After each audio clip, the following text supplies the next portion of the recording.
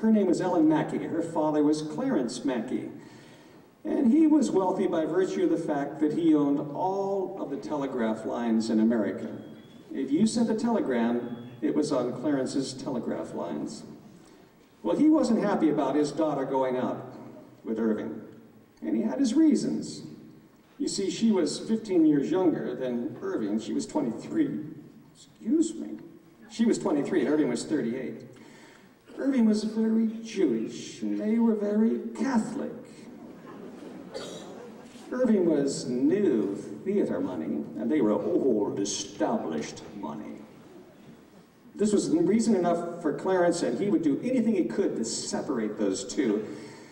He decided to take his young daughter on a trip to Europe for a year, exposing her to the continent and hoping it would just push them apart gently. Well, of course, it had the exact opposite effect. Every moment they had, she was on the telephone, writing telegrams, letters. As soon as she got back with her dad, she found Irving, and they ran off and eloped. Daddy was not very happy. So unhappy was he that he got his lawyers together and had her extracted from the family inheritance. He said, if you're going to marry that man, you're not a part of this family. More about that in a minute. Right now I want to play you the song that Irving wrote while Ellen was gone that year, 1924.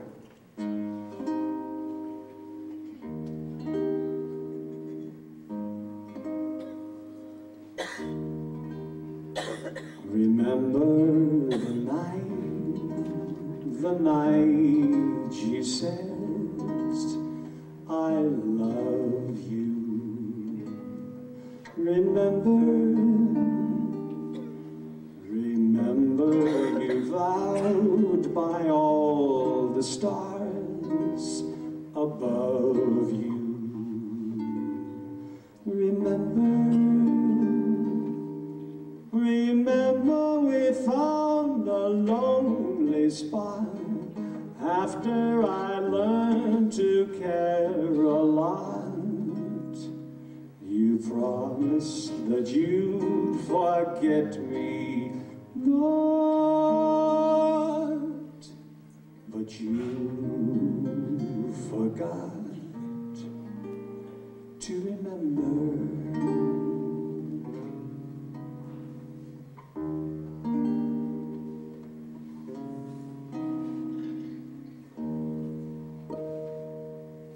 1924. Thank you.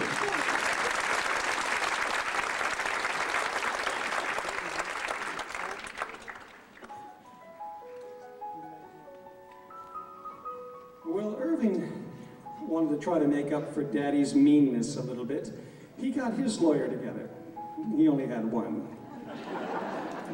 And he wrote up a special contract for his bride. He gave it to her in the form of a wedding present. It would give her the rights, the exclusive rights and ownership to this next song you're about to hear. Now, by having the ownership, that means she would earn all of the money this song would ever earn in its lifetime. It was her property. He didn't write it for Ellen. He wrote it a couple years earlier for a Marx Brothers show, and it was already popular. And as you're about to hear, when you hear this song, it wasn't a small gift.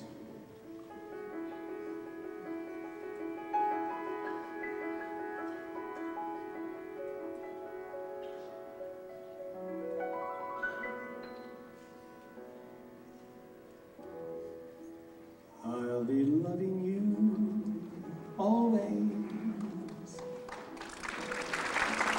With a love that's true always.